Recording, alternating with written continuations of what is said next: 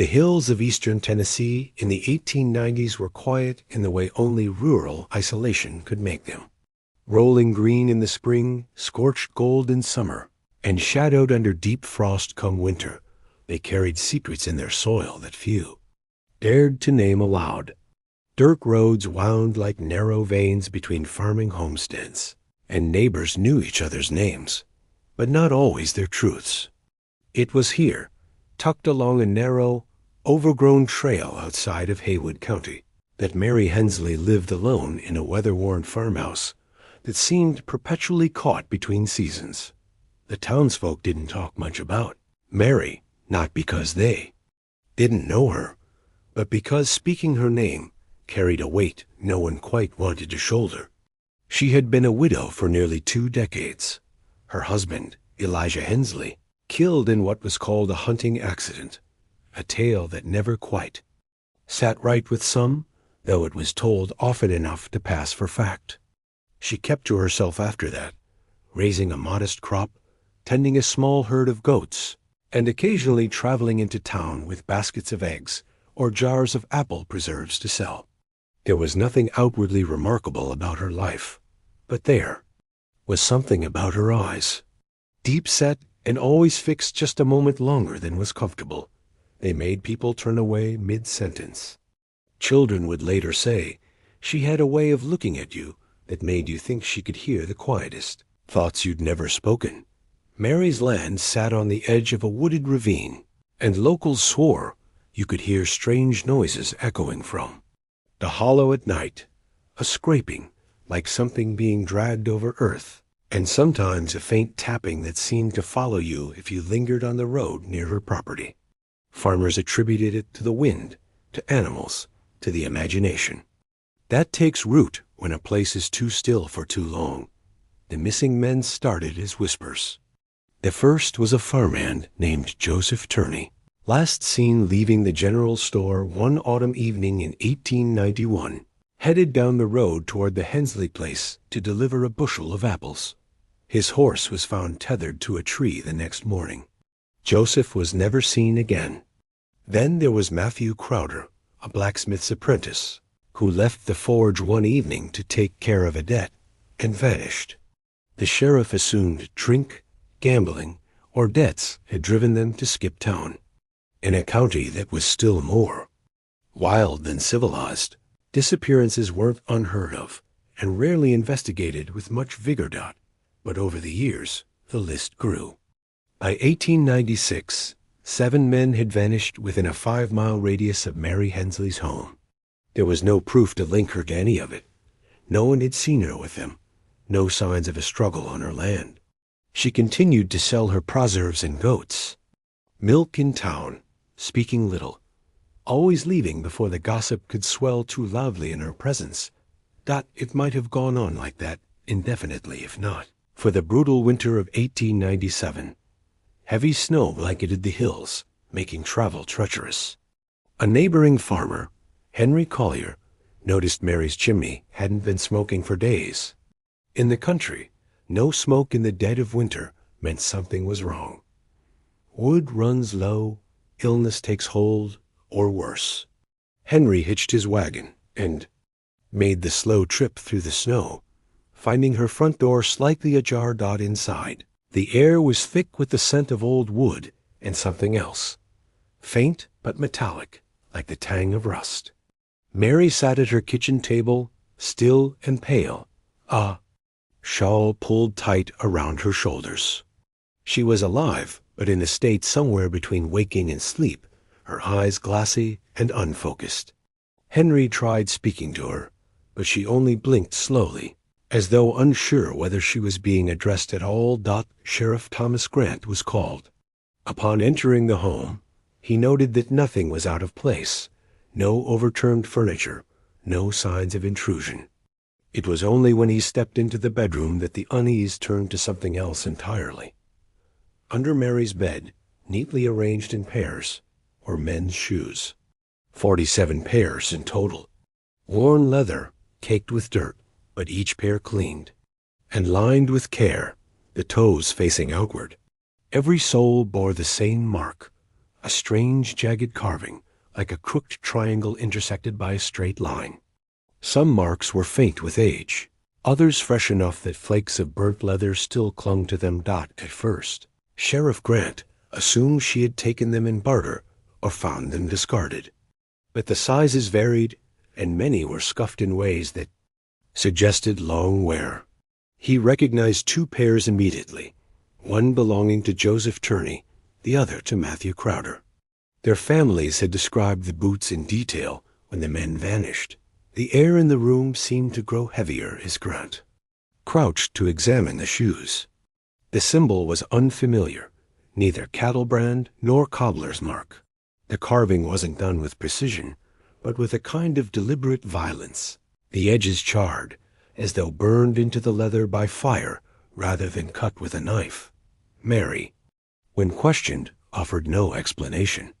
She did not deny the shoes were hers. She did not acknowledge the connection to the missing men. She simply looked at the sheriff with those same unblinking eyes, the corners of her mouth twitching as if suppressing a thought she would never share. The shoes were taken as evidence, the farmhouse sealed for investigation. Word spread quickly in Haywood County, and the story began to twist in the telling. Some claimed Mary was a collector of trophies, others that she had struck some dark bargain, offering men to the hollow in exchange for her own longevity. A few whispered that the strange mark on the soles was a binding symbol, one meant to keep the spirit of the dead from walking away. Winter turned to spring, and the thaw revealed more than the first blooms.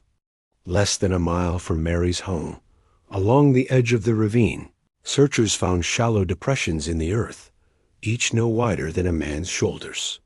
Animals had disturbed some, pulling at bones still clothed in tattered fabric. The clothing was different in each grave, but the boots were gone. And so began the county's most enduring mystery, the widow who collected shoes, and the 47 men who never came home. The farmhouse sat empty in the weeks that followed Mary Hensley's removal from her property, yet the unease it radiated seemed to grow rather than fade. Locals passed it at a distance, their eyes skimming over the weathered siding and the frost-warped shutters, as though looking too long might let something inside notice them in return. The sheriff had posted a warning on the front door, an official county seal that looked absurdly small against the hollow darkness of the open windows. Mary herself was not jailed in the traditional sense. A Haywood County jail was a crude, drafty structure built more for holding drunks overnight than keeping suspects of serious crimes. Given her age and the fact that she hadn't been formally charged with murder, Sheriff Grant instead kept her in the care of a physician in town, Dr. Elias Rowntree, who had the means to monitor her health and perhaps her mind. Rowntree's notes, later found among his effects after his death, painted a picture of a woman both lucid and unreachable. She answered questions in full sentences when they concerned trivial matters, the weather, the price of cornmeal, the health of her goats, but any mention of the shoes, the missing men, or the strange mark brought a stillness over her that was almost physical. Her gaze would fix just past the speaker's shoulder, her breathing slow, and for long moments she seemed absent from the room entirely. Grant, however, was determined. The discovery of the shallow graves near the ravine had turned a string of troubling disappearances into a tangible horror. He organized teams to comb the woods for more burial sites, focusing on the areas where the ground looked disturbed. They found 15 more graves before the spring rains made the earth too soft to search safely. The pattern was the same: a lone grave, shallow, always missing the boots. The county coroner could offer little. Most of the remains were too decayed to identify beyond gender and approximate age. In a few cases, buttons, scraps of fabric, or belt buckles matched the descriptions given by families of missing men. But without the boots, it was difficult to say more. The symbol burned into the soles gnawed at Grant's mind. He took sketches to the blacksmith, the cobbler, even a traveling peddler who claimed to have seen every maker's mark east of the Mississippi. None recognized it. Not a craftsman's hand, the cobbler finally said, shaking his head. That's someone making a mark for themselves, not for trade, like a warning, or a curse. In a time and place where religion and superstition often shared the same breath, the talk in town grew darker. Old women recalled stories from their mothers about binding marks used in the mountains generations ago. Crude symbols burned into the belongings of the dead to keep their spirits from crossing back. These tales always ended with a warning. Binding a spirit meant binding yourself as well. Whatever you kept of them stayed with you, until you paid the price. Mary had no visitors while under Rawntree's watch, save for Grant and occasionally Henry Collier, the neighbor who had found her. Henry's visits were short and quiet, his broad farmer's frame dwarfed by the high-backed chair in her small room. When he left, he always looked troubled, though he never shared what he saw in her face. Meanwhile, the farmhouse began to change. Despite no one living there, neighbors swore they saw lights moving in the windows at night, faint, wavering, as if someone carried a candle from room to room. Others claimed the air around the place was warmer than it should have been, even on the coldest nights, a thin shimmer like heat on summer roads rising from the frost-hardened ground. Children dared each other to run up to the porch and touch the door before fleeing. One boy swore he heard tapping from inside, slow, deliberate, like nails on wood. When his father went to look the next morning, he found the county seal on the door half torn away, the paper brittle as if it had aged years overnight. The boots, all 47 pairs, were kept in a locked evidence room at the sheriff's office. Grant found himself visiting them more often than he would admit, crouching to study the saws by lantern light. The carved mark disturbed him in a way he couldn't articulate, the uneven lines, the way it seemed more burned than cut, as if the heat had come from within rather than applied by hand. Some nights he thought the mark looked slightly different than before, the angles sharper, the line longer, though he could never be certain. Rowntree, too, began noticing changes in Mary.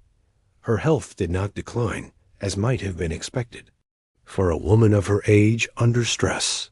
Instead, her skin seemed unnaturally unlined, her hair streaked with far less gray than before. Her eyes, though, had deepened into something more shadowed, as if whatever she stared at beyond a person's shoulder was moving closer. She ate little, slept often, and once, when Rowntree checked on her at night, he found her sitting upright in bed, her lips moving soundlessly. He backed out of the room without speaking. By midsummer, the town was in quiet uproar. Families of the missing demanded charges, demanded a trial, demanded Mary be punished. Others argued there was still no proof she had killed anyone. The only connection was the boots, and no one could prove she had taken them from the dead rather than simply found them. Grant knew he was running out of time. Without enough evidence for a formal charge, Mary could be released. And yet, releasing her felt like opening a door in the dark and stepping through without a light. He pressed Rowntree for any confession, any slip of the tongue, but the doctor could only shake his head. "She knows," Rowntree said once, low enough that even in the empty hallway Grant leaned in to hear. "She knows, but she's not keeping it from us out of fear. She's keeping it because it's hers." The final push came in late August, when a drifter's body was found at the edge of the ravine. He had no boots. His feet were bare, the skin darkened and brittle, as if it had been near flame, though no fire was anywhere nearby. The coroner could not determine cause of death. The man had no injuries, no signs of illness. It was as if something inside him had simply stopped. That night, a storm broke over Haywood County. Rain lashed the streets, and wind howled down the chimneys. In the sheriff's office, the evidence room stayed locked, but by morning, the doorframe was scorched. When Grant pried the door open, the boots were exactly where they had been, except for one pair, the newest, the drifters, which now sat at the very front of the row under the evidence table. The mark was already burned into the soles. Grant didn't bother asking Mary how it had gotten there. He already knew she would not answer. By early September, the air in Haywood County had turned heavy, the kind of thick, lingering heat that made tempers short and shadows long. In the courthouse square, conversations about Mary Hensley were no longer whispered over fence posts or exchanged in low tones at the general store. They were shouted. The drifter's death had rekindled old fears, and now the boots in the sheriff's evidence room were more than oddities. They were proof, in the public mind, that something unnatural had taken root in their midst. Sheriff Thomas Grant found himself in an impossible position. The law in 1890s Tennessee wasn't built for this kind of case. There was no hard evidence tying Mary to the deaths, no witness to any act of violence, and yet the mounting coincidences felt like more than coincidence. Even those inclined to believe in rational explanations couldn't shake the image of 47 pairs of men's boots lined up with meticulous care, each bearing that burned symbol dot inside the evidence room. The boots seemed to carry a weight far heavier than their leather and nails. Grant had taken to visiting them at odd hours, lantern in hand, scanning their worn laces and cracked toes. He had begun to notice something that unsettled him more than he wanted to admit. The air in the room was warmer near the boots, not by much, but enough to feel in the stillness. Sometimes, when he stood there too long, he thought he caught the faint scent of singed leather, fresh, as though the mark had been made only moments before.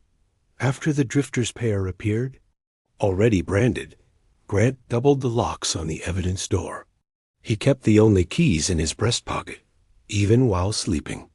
And yet, in the following weeks, things began to shift in ways that suggested locks were no deterrent at all. One morning, he found the boots in a different order than he remembered. The drifter's pair, now in the middle of the line instead of the front. Another time, a pair belonging to a man who'd gone missing 3 years prior had been turned slightly inward, toes pointing toward one another, as though in a silent gesture of unease. Meanwhile, Mary remained under Dr. Elias Rountree's watch. Her health continued to puzzle the physician. Her skin retained a youthful firmness. Her hair had grown darker at the roots, and her posture was straighter than it had been when she was first brought in. She no longer needed a cane to walk. Rowntree noted these changes with a mixture of fascination and dread, for they seemed to run counter to everything he knew of human decline. She spoke even less now. Most days, she sat in the same chair by the window, watching the street below. When Rowntree asked her what she saw, she simply said, "The ones who walk without feet." It was the only direct statement she had made in weeks, and it chilled the doctor more than he cared to admit. The town's church leaders grew vocal, urging that Mary be tried for witchcraft, an absurd suggestion in the eyes of the law, but one that stirred old mountain superstitions. In the hills, folk still told stories of binders, those who could trap the dead in objects to use their strength or prolong their life. The object could be a lock of hair, a tooth, a piece of clothing. Boots, they said, were the most dangerous of all, for a man's boots carried the shape of his journey, the weight of every mile he had walked. To take them was to take the path of his soul. It was Henry Collier, the farmer who had first gone to check on Mary that winter, who brought the sheriff a new piece of information. While clearing brush along the edge of the ravine, he had uncovered a small iron tool buried shallow in the dirt. It was no bigger than a man's palm, shaped like a crooked triangle intersected by a straight rod, the exact shape of the mark on the soles. The tip was blackened, as if it had been heated countless times. Grant turned the tool over in his hands, feeling its odd weight. It was crude, homemade, and its edges were worn smooth by years of use. If this was Mary's branding iron, it was the first physical link between her and the boots. But how to prove it was hers? And if she had used it, when? He decided to confront her with it. When he entered Rawntree's office carrying the iron, Mary's gaze lifted from the window for the first time in days. She did not look at him, nor at the doctor. Her eyes went straight to the object in his hand. Her lips curved, not into a smile exactly, but into something colder, a recognition that did not need words. Grant set it on the table between them. She reached out slowly, her fingers hovering just above the metal without touching it, as though feeling the heat of a fire no one else could sense. Then she drew her hand back and folded it neatly in her lap. "It's not mine," she said, though her voice carried no conviction. "It belongs to them." Grant didn't ask who them was. He knew she wouldn't say. Instead, he wrapped the iron in a cloth and locked it in the evidence room alongside the boots. That night, a thick fog rolled in from the ravine, blanketing the town. It was so dense that lantern light barely carried a few feet, and sound seemed muffled, absorbed into the damp air. Near midnight, Grant, unable to sleep, decided to check the evidence room. He unlocked the door, stepped inside, and froze. The iron was gone. In its place, resting on the shelf, was a single boot. Not a pair, just one. It was small, scuffed, and clearly much older than the others. The leather cracked almost to splitting. A sole bore the same burned mark, but this time the lines seemed deeper, almost gouged, as if whatever had made them had pressed with more force than before. Grant knew the boot did not match any in his collection. He had never seen it before. The following morning, Rowntree awoke to find Mary standing at the window, her hands pressed flat to the glass. She turned to him with an expression that was not quite joy and not quite malice. "It's nearly done," she said. Then she sat down and refused to speak again. News of the lone boot spread quickly through the small network of deputies and townsfolk, who always seemed to hear such things before they were meant to. Theories bloomed like fungus in the damp heat of the lingering fog. Some said it belonged to her late husband Elijah, whose death had always carried a whiff of suspicion. Others believed it was the first, the original, that had set her. On whatever path she now walked, Doc Grant could not shake the feeling that the boot's appearance marked a turning point. It was as though the circle, whatever it was, had nearly closed. But on what? And what would happen when it did? The ravine seemed to hum that week, an almost imperceptible vibration in the earth that carried into the bones of anyone standing. Near it, animals grew restless, refusing to graze too close to the edge. More than one farmer swore they heard footsteps pacing just beyond the tree line, slow and deliberate, though no one was there. On the last day of September, the fog finally lifted, but it left behind an odd stillness, as if the air itself was waiting. Grant checked the evidence room once more, finding everything in place, save for the fact that the lone boot had been moved. It now sat at the very center of the floor, the mark on its sole facing upward, visible from where he stood in the doorway. He did not touch it. By October, the county had taken on a restless quality, as if the land itself was holding its breath. The summer's heat had finally broken, but the relief was tainted by an uneasy shift in the air. Days were shorter now, the sun casting long shadows across the rolling fields, and nights came cold and sudden. People locked their doors earlier, lit lamps sooner, and traveled in pairs whenever they could. In the small townships scattered through Haywood County, Mary Hensley's name was no longer just a subject for gossip. It was a reason to avoid certain roads, a reason to turn away from the ravine.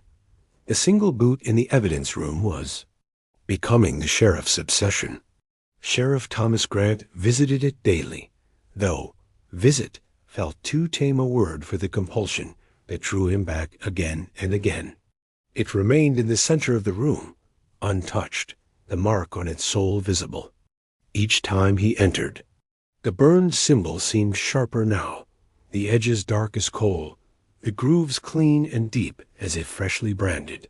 Grant had locked the door with 3 separate bolts and carried the keys himself at all times. Yet he could not shake the suspicion that the boot had a life of its own.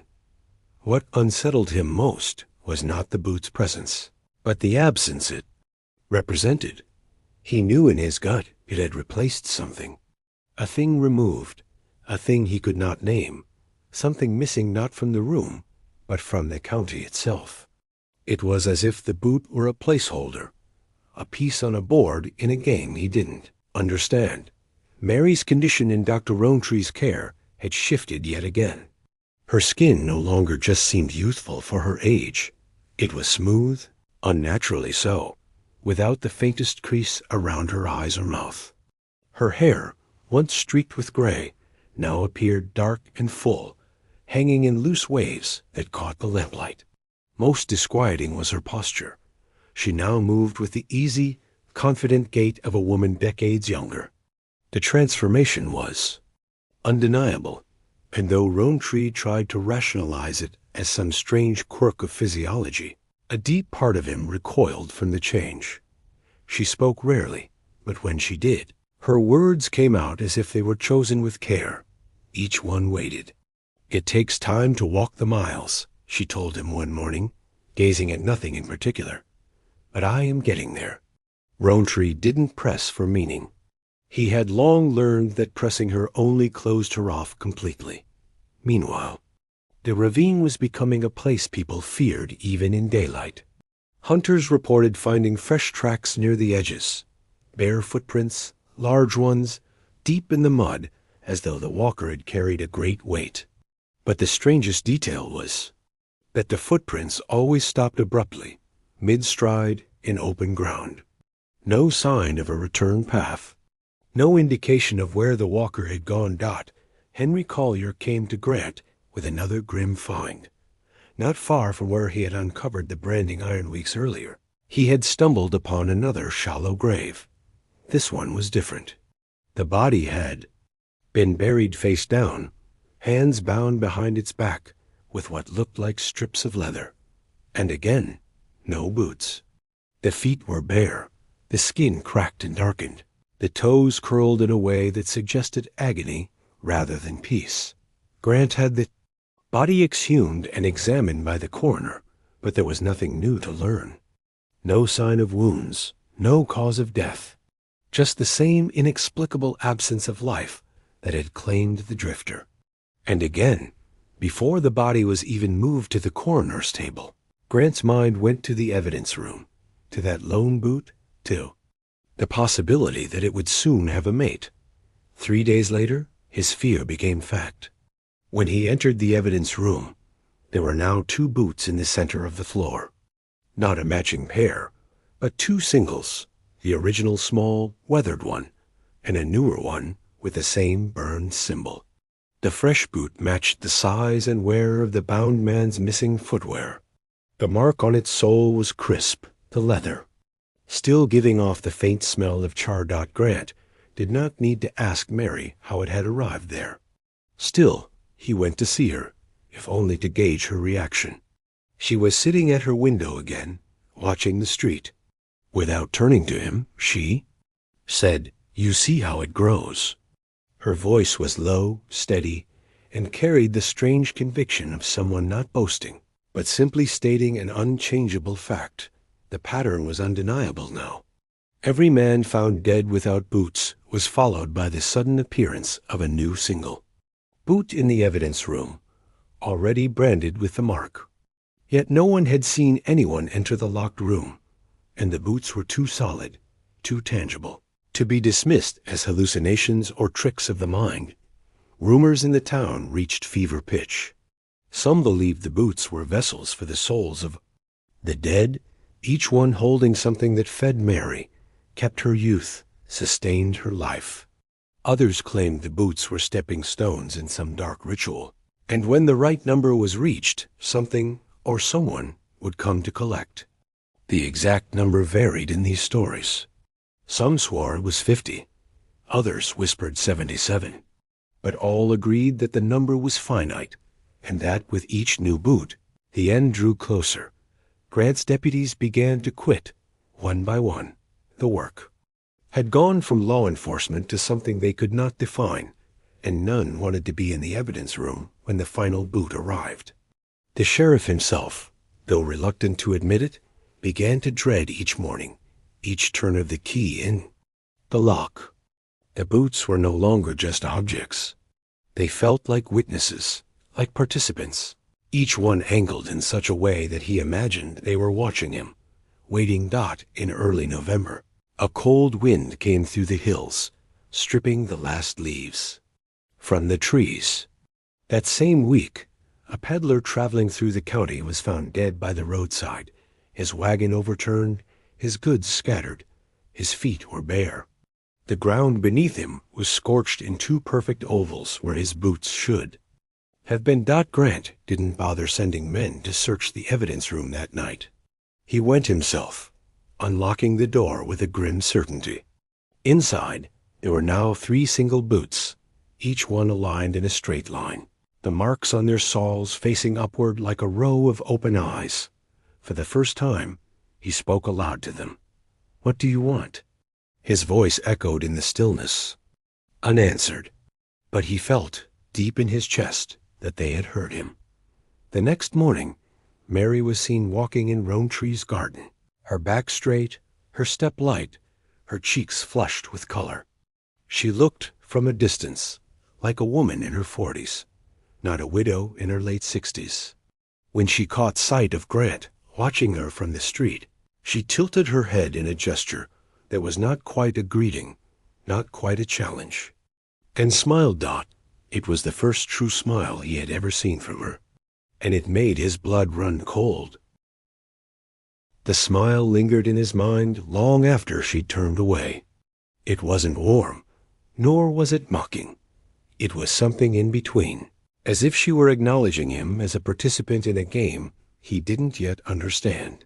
Sheriff Grant returned to his office that morning with a restless edge, pacing the floor, unable to sit. 3 boots now lined the evidence room floor, each facing upward with that scorched emblem staring back at him. He could feel them even with the door shut and locked, as though their presence radiated through the walls. The county was slipping further into its quiet panic. Farmers were abandoning their fields earlier in the day, unwilling to risk traveling the roads near dusk. Doors that once hung open to let in autumn breezes were now barred before supper. People stopped one another in the street, not to exchange gossip, but to whisper warnings. The name Mary Hensley had become more than the name of a widow. It was shorthand for something dangerous, unspoken, and steadily approaching. Grant knew he had reached a point where waiting for another death was no longer acceptable. He would have to go back to the farmhouse. Not with a deputy this time, not in broad daylight with idle questions about her health. He needed to see the place when it wasn't performing for visitors, to see what it looked like when it thought. No one was watching. That night, under a moon thin as a shard of bone, he left his horse tethered at the tree line and approached on foot. The air was cold enough to sting his lungs, and the grass was brittle beneath his boots. From the outside, the farmhouse was as it had always been, weathered boards, a sagging roof line, a porch that looked ready to collapse. But the windows glowed faintly with lamplight, and in that glow he could see shapes moving inside. He crept to the side of the house, where a narrow window was cracked just enough to let sound escape. What he heard froze him. It wasn't talking, nor was it any language he recognized. It was rhythmic, low, like a chant half buried in breath. The sound seemed to loop on itself, the same syllables repeated over and over, until the rhythm began to feel like the steady pounding of a hammer. Then came another sound, soft, measured, deliberate. Footsteps, but they were not Mary's. These were heavier, a man's stride, Grant edged up enough to see through the window. Mary stood in the center of her parlor, the lamplight gilding her hair in a way that made her look impossibly young. Around her, in a circle, were the boots. Not just the 3 from the evidence room. There were dozens. Some scuffed and worn, others polished to a dull shine, all lined neatly, each with its sole turned upward to display the mark. And among them, half seen in the dimness, were shapes that weren't entirely solid. Men, or the suggestion of them, standing in the space where the boots sat, their outlines shimmering like heat above a road. They didn't move. They didn't speak. But every so often, one of the shapes would flicker, and the corresponding boot would shift slightly. As though adjusting its stance, Grant pulled back from the window, heart pounding. He knew what he had seen, but he also knew how it would sound. If he tried to tell anyone, the county already feared Mary. This would only turn that fear into something wilder. Harder to contain. He decided to go straight to Dr. Rowntree. The physician had been keeping closer watch on her than anyone, and had perhaps seen signs of whatever this was becoming. But when Grant arrived, Rowntree's face told him everything before a word was exchanged. The doctor's hands trembled as he poured himself a drink. "She's changing faster now," Rowntree said finally, staring into the glass. "I thought. It was my imagination at first. A trick of the light. Wishful thinking for a patient's recovery.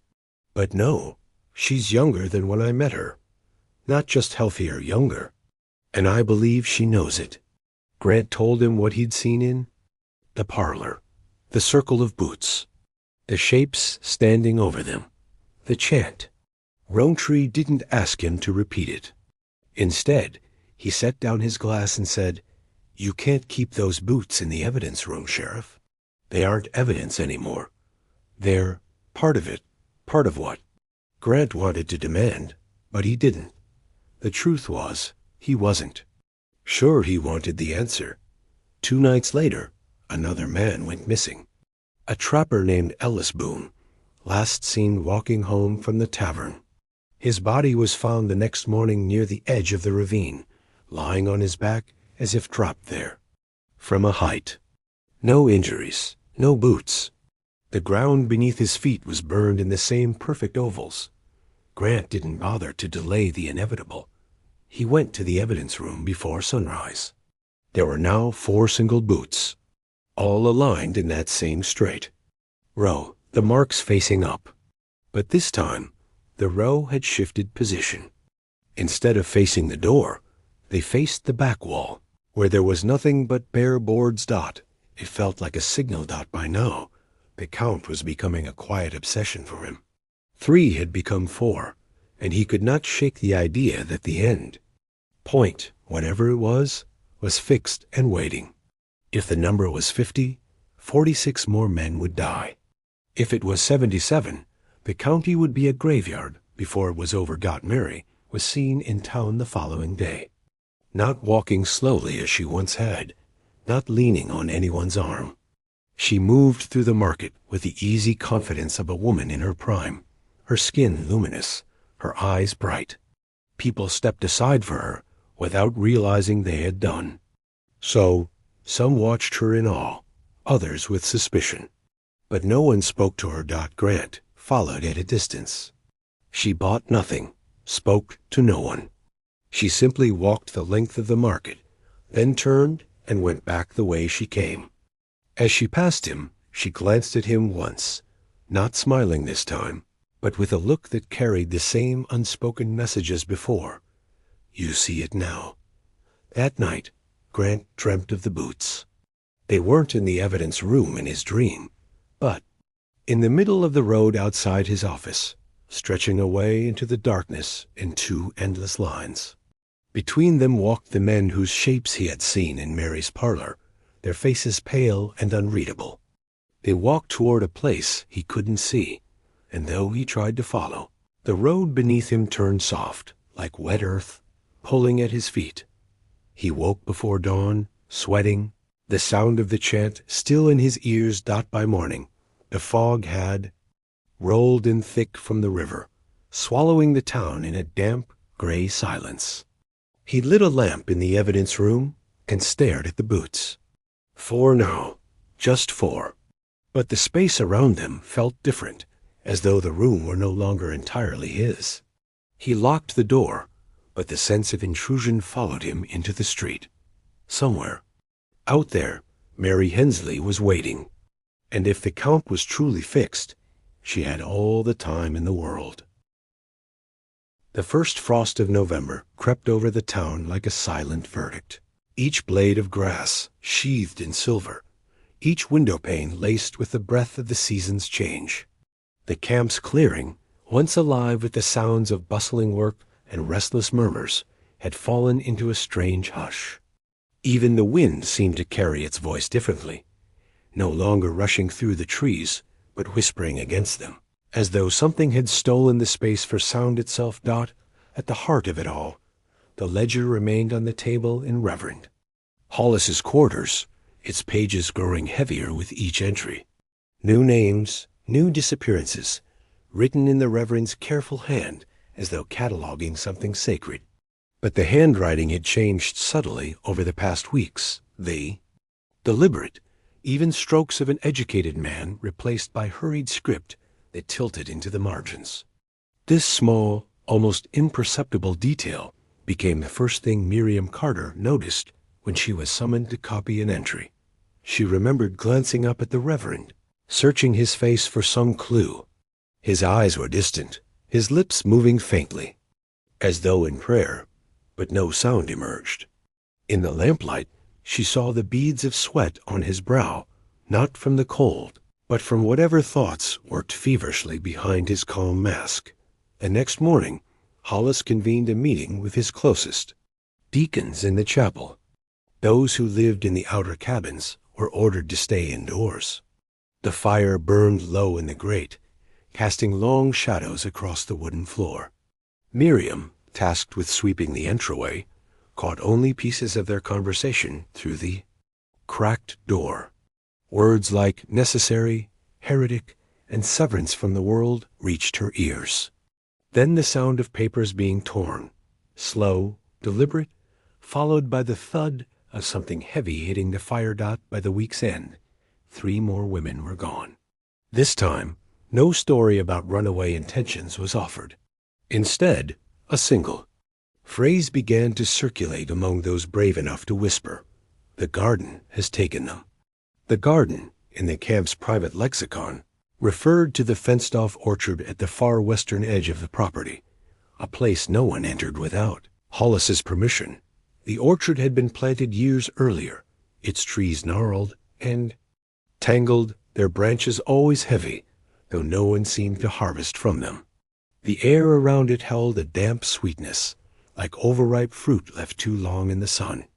At night, a faint glow was said to rise from the ground between the trunks, though no one could confirm it without risking their place or their life. One evening, Miriam's cousin Lydia slipped into her quarters, eyes wide and voice trembling. Lydia had been working in the kitchen when she saw 2 deacons escorting a woman toward the orchard, her hands bound with cloth, her head bowed. Lydia swore the woman didn't resist, didn't even speak. She just walked, step by step, into the dark between the trees until the shadows swallowed her completely. The deacons returned alone. The next day, Reverend Hollis delivered a sermon unlike any he'd given before. It was longer, more urgent, laced with imagery of weeds and poisonous growths in the Lord's vineyard. He spoke of the need to cut away rot before it spreads, his voice rising and falling in strange cadences, as though he were reciting something from memory rather than scripture. When the congregation left the chapel, they did so in silence, each person keeping their eyes fixed on the ground, but Miriam could not let it rest. That night, under a moon that cut sharp silver lines across the frost, she crept toward the orchard. Every step was a negotiation with her own heartbeat, every shadow a potential witness. The gate's hinges groaned when she pushed them, and she froze, certain someone would hear. But the night held its breath with her. Inside, the orchard was, unlike anything she'd imagined. The trees seemed older, their bark dark and split, their roots breaking the soil like skeletal hands. The ground was uneven, pocked with shallow depressions and mounds that didn't belong. Here and there, half buried in the dirt, she saw bits of cloth, a hem, a sleeve, the frayed edge of a bonnet. The air was colder than outside, yet it smelled of something sweet, almost cloying, as if masking another scent beneath. Then she heard it, a sound so soft she almost thought it was the wind, a whisper low and rhythmic, coming from deeper. Within, she followed it until she reached a tree unlike the rest, taller. Its branches stretched wider, the bark streaked with pale lines like scars. At its base lay a patch of disturbed earth, the soil darker, almost black. The whisper grew clearer, and for a moment Miriam could have sworn it formed words, though none she recognized, Dot or Courage, fractured when she heard footsteps behind her. She turned to see Deacon Fallow emerging from the shadows, his expression unreadable. "This is not a place for you," he said simply, his voice almost kind. But his eyes carried something like pity, and something much darker beneath. He walked her back to her quarters, without a hand on her, yet the unspoken warning was heavier than any chain. For days after, Miriam avoided speaking to Lydia, avoided even looking toward the orchard. But the vision of that tree, the way the soil seemed to breathe under moonlight, refused to leave her mind. She began to notice other signs, the way the Reverend's sermons became more urgent whenever the frost deepened, the way the deacons' boots often bore clumps of that dark soil, the way no birds ever landed in the orchard's branches. And then came the first thaw. It was brief, a sudden warming that melted the frost into slick mud. That morning, a dog belonging to one of the outer cabins slipped its leash and ran toward the orchard. It did not come back. By evening, the air around the western edge of the camp carried a stench that turned the stomach. Not death exactly, but something too close to it. Hollis ordered the cabins to remain shuttered, for prayer and fasting. But Miriam knew it was something else, Dot, in the days that followed. The disappearances stopped, but the tension did not. Conversations became clipped, eyes darted toward shadows, and the sound of digging in the night could sometimes be heard if one pressed an ear to the floorboards. Miriam realized then that whatever the garden was, it was not a place. It was a process, one the Reverend tended like a careful crop. By December, the frost returned with a vengeance. The orchard stood silent again, its secrets buried, for now. But in the silence, Miriam began to plan. She would not confront Hollis. She would not speak of what she had seen. Instead, she would watch, listen, and wait. For if the Reverend believed he could tend to his garden unseen, he had not yet reckoned with the roots of suspicion growing quietly in the minds of those he thought were loyal.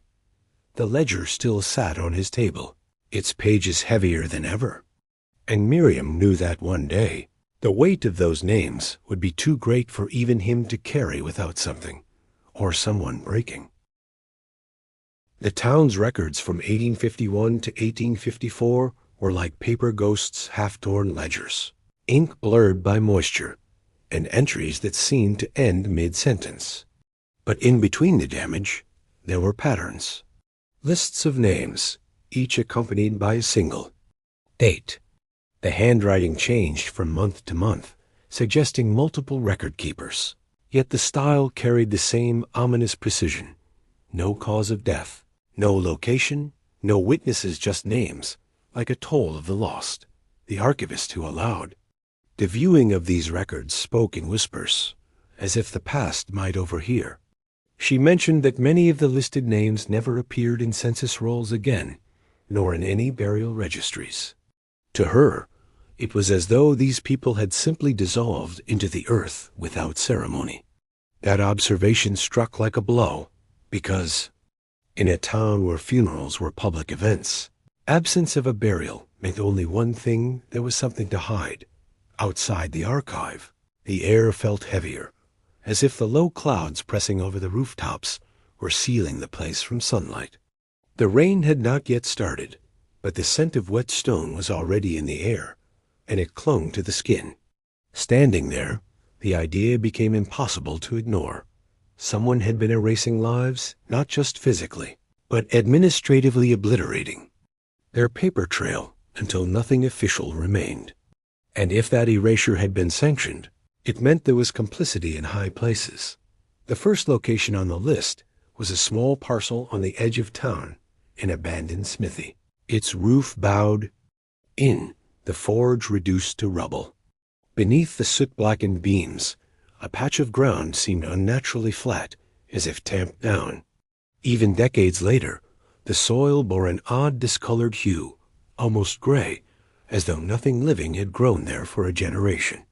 A local boy, no more. Then 12 appeared suddenly in the doorway, his eyes wide. He didn't speak at first, just pointed to the ground and traced a line across his throat with a finger. Then he bolted before any questions could be asked. By nightfall, word had spread that the outsider was asking about the missing years. A knock at the inn's door came just after midnight, not the hesitant tap of a guest, but 3 sharp raps in a deliberate rhythm. The figure in the hallway was an old man in a water-stained coat. His voice was gravelly but steady. "You're looking in places best left alone," he said. "But if you must, start with the freight ledgers from the river dock. The goods came in, but not all of them went out." The next morning, the river fog was thick enough to erase the opposite bank. The dockmaster's office still held ledgers, bound in cracked leather. The entries revealed shipments labeled only as special freight, with no description. Most had arrived at night, unloaded quickly, and signed off by someone whose initials matched a prominent church official of Vae. The time. There was no record of their contents, nor of their final destination. But the dates matched the disappearance entries from the town register almost exactly. One entry stood out: October 17th, 1853. The freight arrived at 3:12 a.m., far too precise. A time for the era, suggesting it had been meticulously logged. The recipient was not a merchant or dock worker, but the custodian of the eastern grounds. That title did not appear in any modern town office or map dot after hours of combing through dusty municipal files.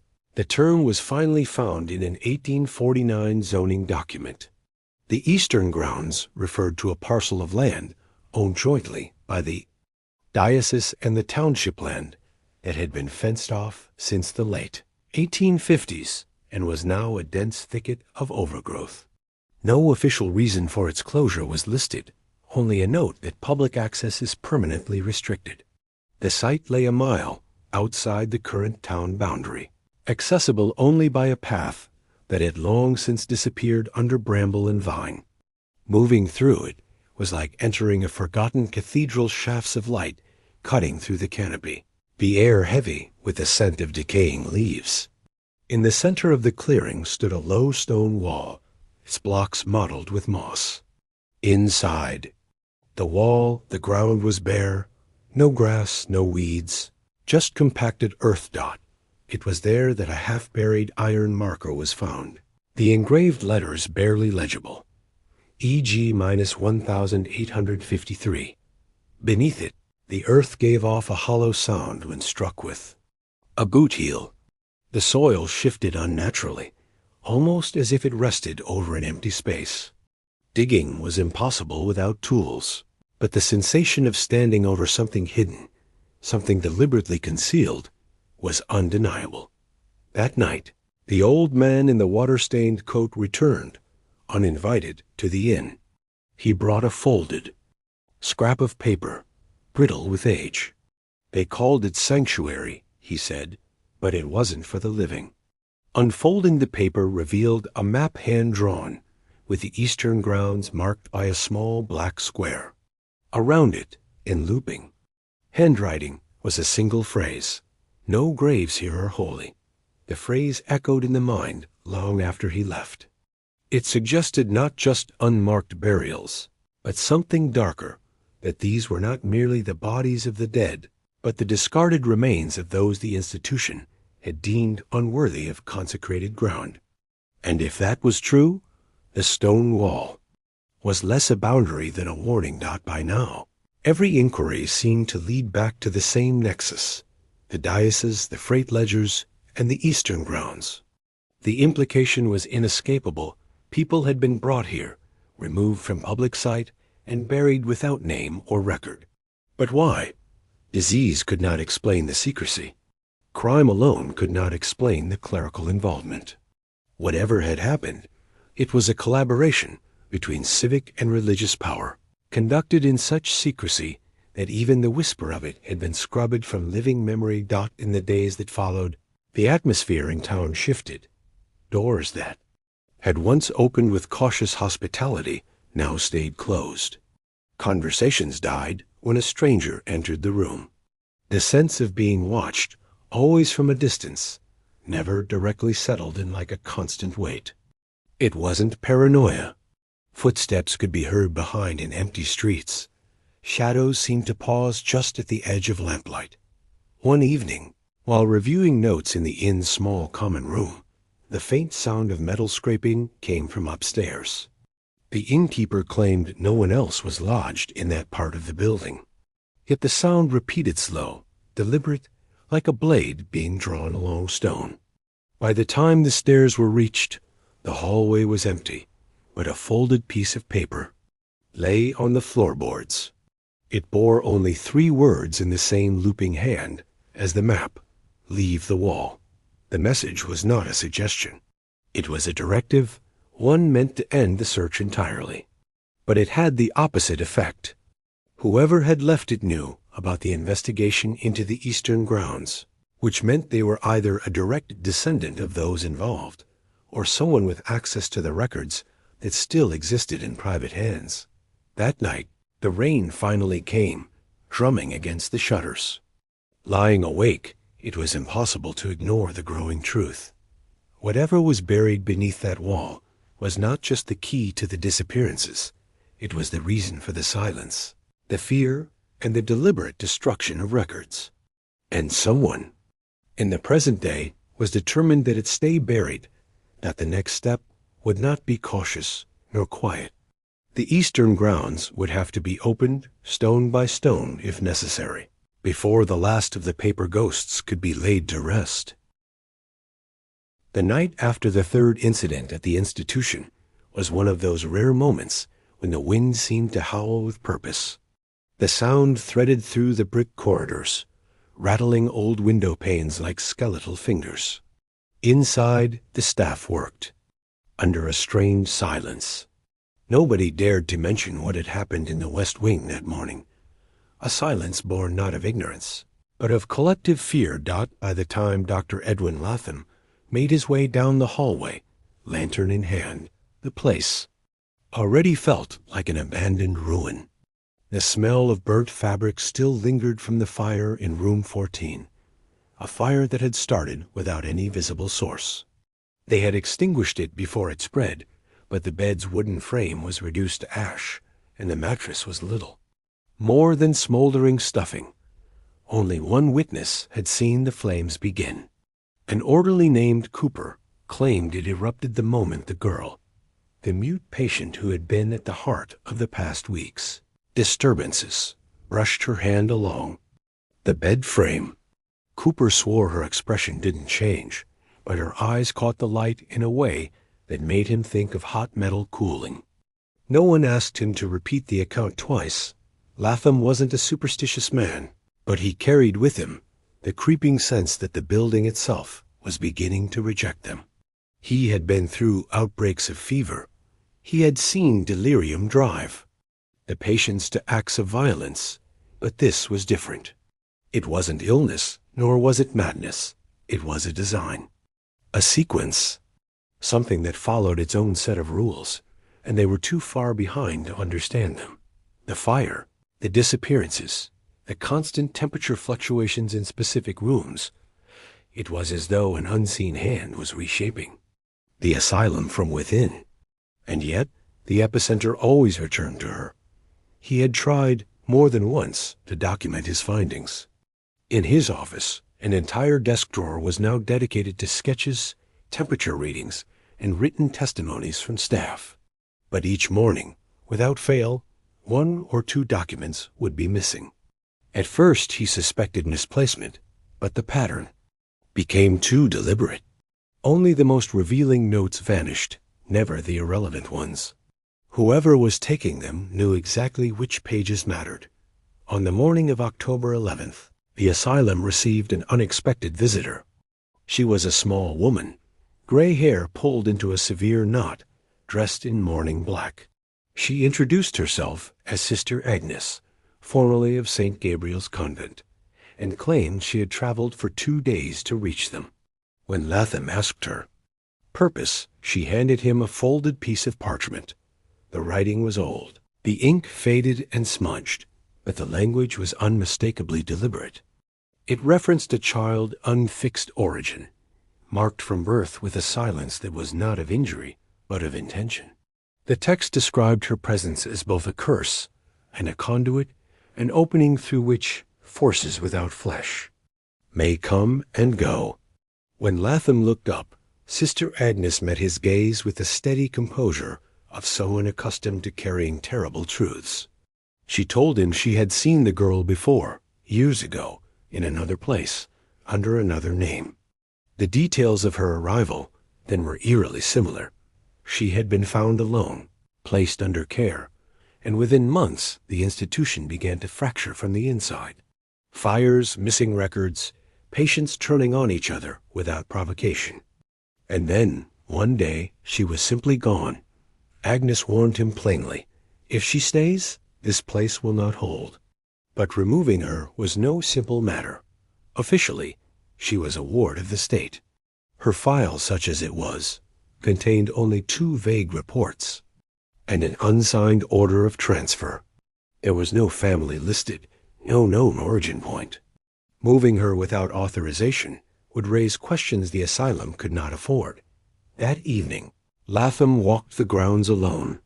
He passed the east garden, its trees stripped bare by the season, their limbs twisting upward like pleading arms.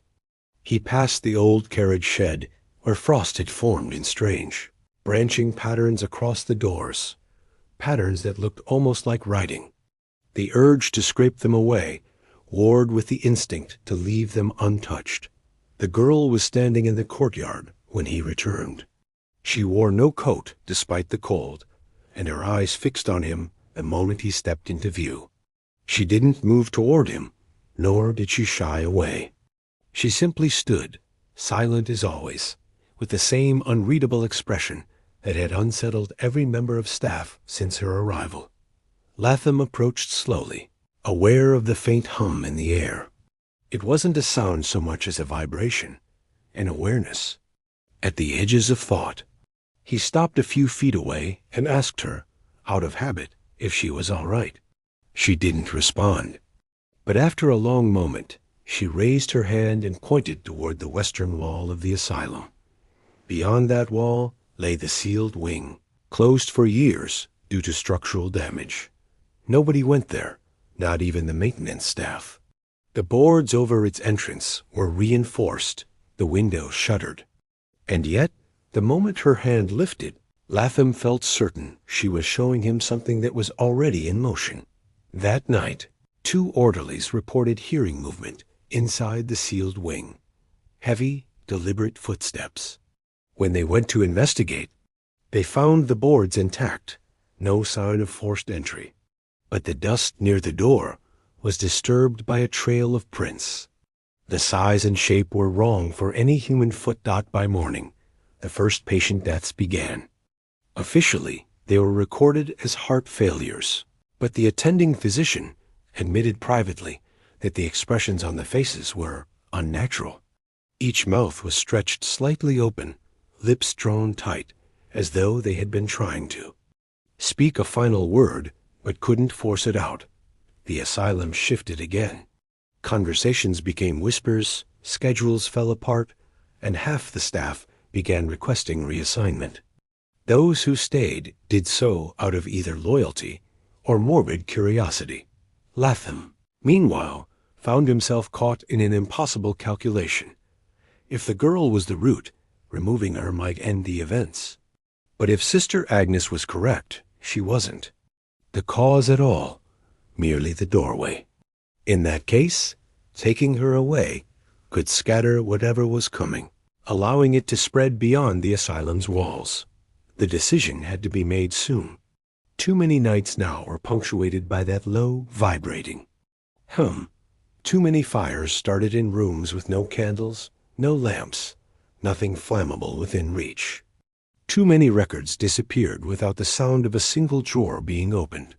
On October 14th, the hum grew louder. It spread through the building like a pulse, rattling the glass of the old windows. The patients grew restless, pacing there, rooms scratching at the walls. And the girl, always so still, was nowhere to be found. The road out of Belaford was lined with August weeds, their brittle stalks rattling like dry bones in the wind. Beyond the rise, the town shrank into a collection of roofs and church spires, a place that now seemed less like a home and more like a cage. By the time word of the seventh disappearance had reached the surrounding counties, Belaford's name was already curdling in the mouths of strangers. The place had become synonymous with whispered warnings, not a location so much as a cautionary. Tail Dot Deputy Marshal Thomas Grange was among the few still walking the streets with purpose. His once brisk stride had grown heavier, as though the weight of every missing person had been poured into his boots. He carried a leather satchel under. His arm, the kind used for court summons or tax records, though in truth it held neither. Inside were dozens of slips, copied statements, old maps, church rosters, and a brittle ledger that smelled of mildew and candle smoke. Every page carried some small piece of Belaford's unraveling story, and Grange handled them like a gambler. With his last hand of cards, the ledger had been found in the vestry of St. Matthias, behind a loose panel in the sacristy wall. It contained neat columns of names, dates, and notations. They were both precise and chilling in their vagueness.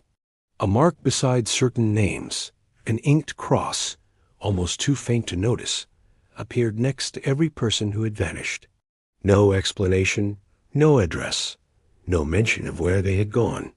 Just a name, a date, and the quiet finality of the mark. Grange's first instinct had been to show it to Reverend Calder, but something in his gut told him to wait. The Reverend had been a fixture in Belaford for over 3 decades, his booming sermons and tireless charity work earning him the trust of nearly every soul in town. But lately, Calder's presence carried a strange dissonance, his smile too quick, his eyes a shade too guarded.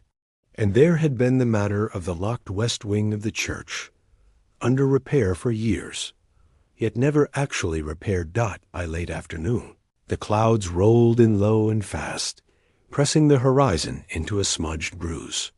Grange followed the narrow lane toward the abandoned parsonage at the edge of town, where the glass in the windows had long since been blown out, and the roof sagged under the weight of unpatched seasons.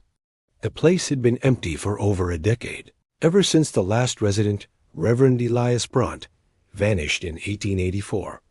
His disappearance had been the first that Belaford ever whispered about, though no one connected it at the time. The official line had been that Bront left for missionary work out west.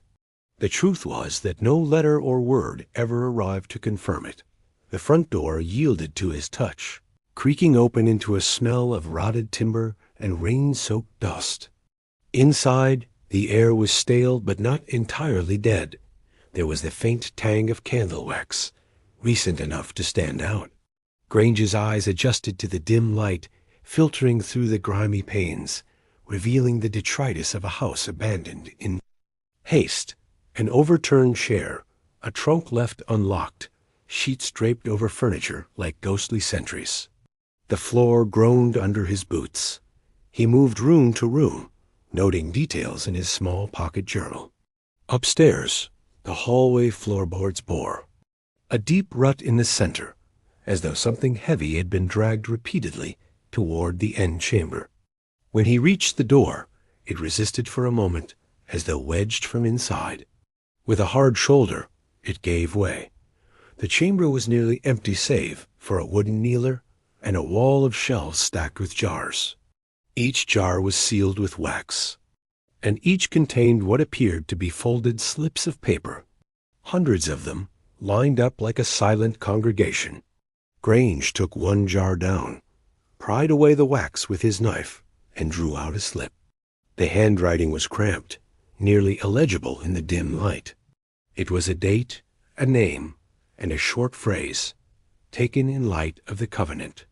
The same words appeared on the second slip he opened, and the third. Names from the ledger, each. One, here in glass, preserved as though awaiting some ritual accounting. The sound came then, faint, from below. A floorboard settling? No, steadier. Footsteps, deliberate. Grange slipped the slip back into the jar, replaced it, and closed the door behind him. He descended the stairs slowly, every step calculated. When he reached the bottom, the figure was already at the threshold. Reverend Calder stood there, the storm wind fluttering his black coat. His hands were folded at his waist, his expression unreadable. "Deputy," Calder said softly, "you've found what you came for, I take it?" Grange's fingers brushed the butt of his revolver, but did not draw. "Looks that way." The Reverend stepped inside, closing the door against the wind. "These things, they are not for the uninitiated. You cannot read a single page of a gospel and think you understand the book. You cannot glance at a covenant and claim to know its depth." "Covenant?" Grange said. The word felt foreign in his mouth, like a splinter under the tongue. Calder moved closer, his voice lowering. "There are oaths older than this town, older than the country it stands in. We keep them because they keep us, and the names in that ledger, they are not lost. They are fulfilled." The air seemed to tighten around them. Grange's mind raced through the statements he had collected, the dates, the jarred slips upstairs. Fulfilled. The word landed with a weight he could not shake. 7 gone this year alone, Grange said. "And you call that fulfillment?" Calder's eyes flashed, not with anger, but something closer to pity. "Deputy, without the covenant, Belaford would be nothing but dust and hunger. The harvest would fail. The wells would poison. The storms would take what's left. We offer so the rest may endure." Lightning forked outside, throwing the Reverend's face into sharp relief. In that instant, Grange saw not the man who baptized infants and buried the dead, but something older, as if the flesh were only a thin veil over an unblinking gaze. Before either could speak again, the front door burst open. A gust of rain and wind flung itself into the parsonage, and in it stood Clara Gibbons, pale, soaked to the bone, her eyes wide with a terror that seemed to see beyond the 2 men before her. "They've started," she gasped, voice shaking. "The bells, they're ringing." And indeed, from the heart of Belaford, the sound rose. The bells of St. Matthias, tolling in a sequence that did not match any funeral or wedding, nor any holy day. A sequence too precise, too measured. Calder's head tilted slightly, as though listening to a language only he understood. "Go home." "Clara," he said gently, "this night is not yours to bear." But Clara did not move toward the door. Her gaze was locked on Grange, pleading, as if he were the last rope over the abyss. The bells continued, unbroken, their sound carrying over. The rain-slick fields. Grange knew, without fully knowing why, that whatever they signaled was not meant to be heard by the living. By the time the first frost had bitten the edges of the fields, the town's air had changed. It was heavier now, as if the very earth had drawn a long breath and decided not to let it out. The remaining families in the valley carried on with their routines, harvesting corn, mending fences, tending to livestock, but all of it was done with the quiet urgency of people who knew something was coming. No one said so openly, but every look, every half-finished sentence, hinted at the same thought. Whatever had taken root here wasn't finished yet. The old church, once the center of the community, now stood in a kind of uneasy isolation. Its bell, which had not been rung in weeks, hung still in the tower, its clapper wrapped in burlap, as if silencing it could somehow keep the thing they feared from hearing them. The windows, too, were covered, some with planks, others with heavy curtains, and the sanctuary had become less a place of worship than a place of watching. The elders met there after dark, exchanging scraps of information, making plans that seemed to dissolve as quickly as they were formed. Outside the church, the autumn wind carried the sound of something moving through the woods at night. At first, people told themselves it was just deer or the wind in the branches, but the sound was wrong, too deliberate, too steady. It didn't rustle or scamper. It stalked. Some said they'd seen shapes in the tree, lying tall, unnaturally still, as if waiting for someone to look long enough to notice they were watching back. It was Margaret who brought the first tangible proof. One morning she came into the meeting hall, pale and shaking, carrying a burlap sack. Inside were objects she'd found outside her back door, a small wooden carving of a human hand, a braid of hair tied with red twine, and a bundle of dried herbs bound so tightly it seemed almost petrified. The elders examined them in silence, no one willing to touch them for more than a second. These were placed there, she said, her voice trembling, not dropped, not by accident, someone or something meant for me to find them. The objects were burned behind the church that afternoon, but the smell lingered for hours, thick and sweet in a way that made people's teeth ache.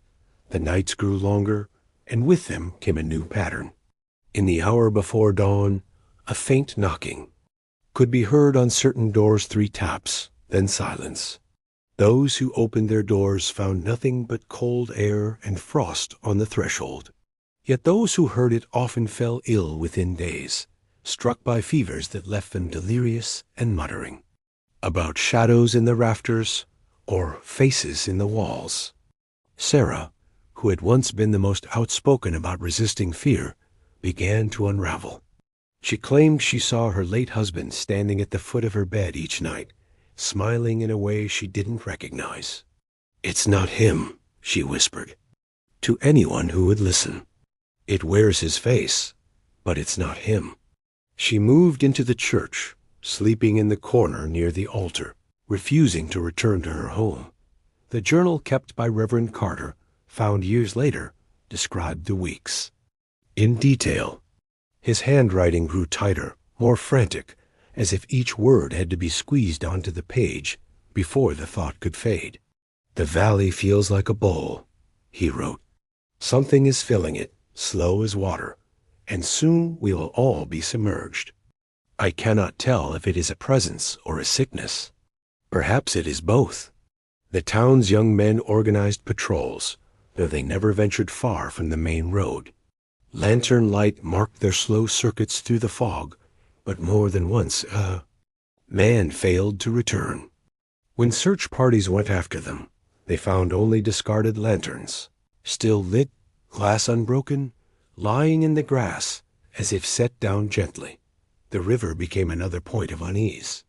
It had always been clear, its surface silver in the moonlight, but now it ran darker, as though steeped in ink. Fishermen pulled up their nets empty, except for strands of black weeds they swore hadn't grown there before, and the smell metallic, almost coppery, clung to anyone who touched the water. Some stopped drinking from it altogether, hauling barrels from the next valley instead. One evening, during a meeting in the church, a sound erupted from the woods that no one present could later describe without trembling. It was not an animal's cry, nor a human voice, but something that seemed to blend both, a rising layered wail that cut through the air like a blade. Conversation stopped mid-word. Every person in the room looked to the door, waiting for it to open, though none of them would have dared to do it themselves. The sound faded slowly, like someone walking away into the trees, and the silence afterward felt almost worse. Reverend Carter suggested a fast a week of prayer and abstaining from meat, as though purifying themselves might loosen whatever grip the valley was under. Most complied, but not all.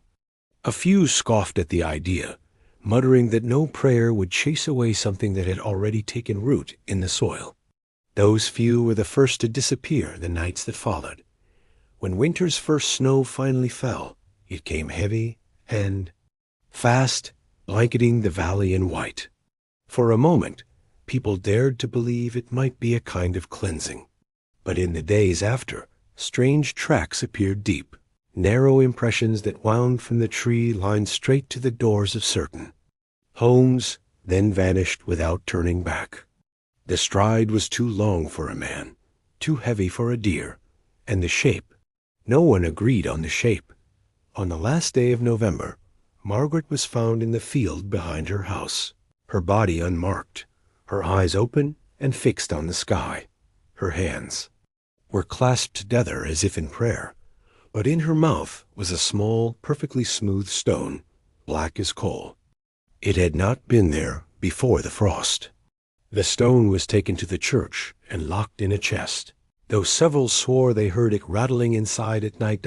By the year's end, the population of the valley had halved, not through open violence, but through a slow, quiet dwindling.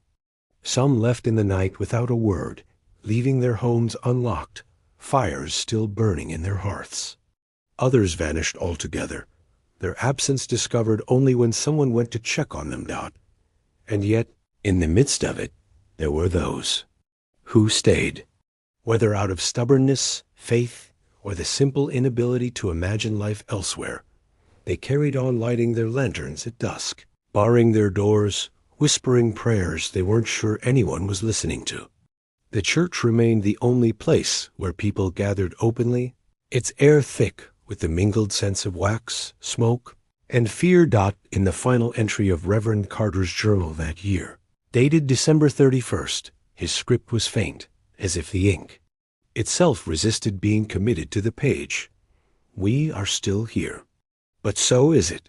I cannot tell which of us is waiting for the other to leave.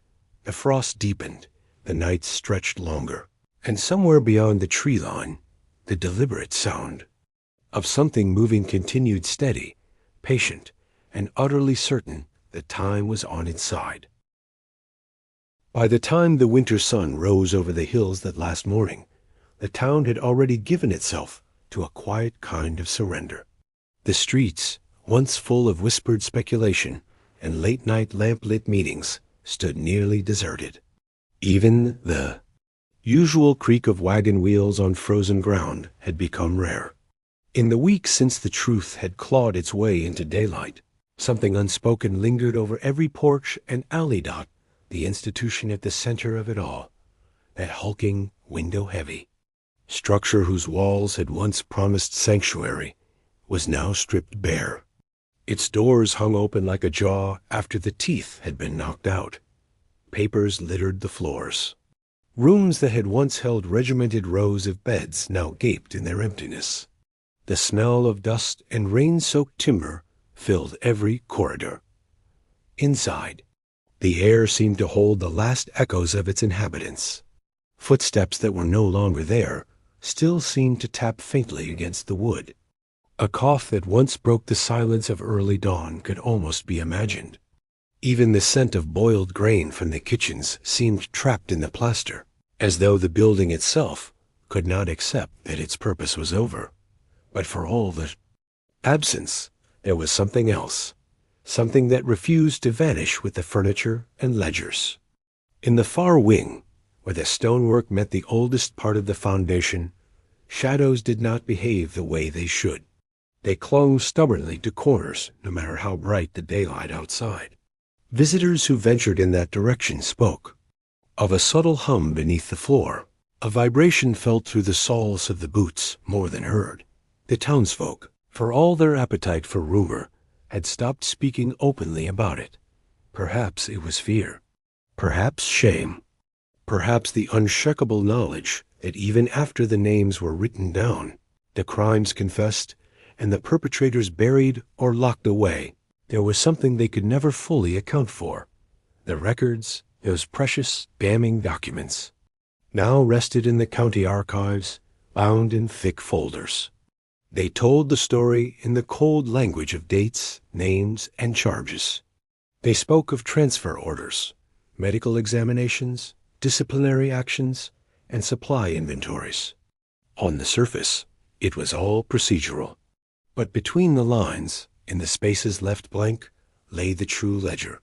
The lives dismantled, the trust betrayed, the things that had no official column to record them. For the surviving witnesses, the aftermath was no tidy conclusion.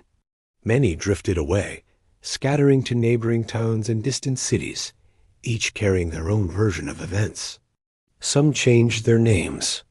Others stayed, moving quietly through the same streets as before, learning to live beside neighbors who had either turned a blind eye or been too afraid to intervene.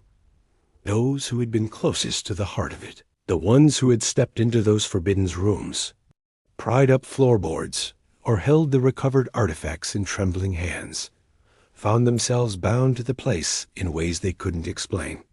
Nightmares replayed corridors in perfect detail. The weight of the air in certain rooms followed. Then into waking hours. One woman swore she could still smell the same damp cloth she'd once found knotted in a locked chest, though the chest itself had been destroyed in the fire. And yes, there was the fire. It came weeks after the building had been abandoned, on a night when snow had crusted over the fields and the moon burned high and bright. No one claimed responsibility. No one saw the first spark. By the time the alarm was raised, the flames had already reached the roof beams. Witnesses said the blaze moved unnaturally fast, as though it knew exactly what to consume first dot by dawn. The institution was a skeleton of blackened stone. But the strangest part wasn't the destruction. It was what survived. In the ash, searchers found the same set of iron keys that had once hung in the headmaster's office, untarnished, cold to the touch. No soot clung to them. They were sent to the archive along with the rest of the evidence, though some whispered they should have been thrown into the river instead. The ground where the building had stood was left untouched for years after, weeds and wildflowers claiming the cracked foundation.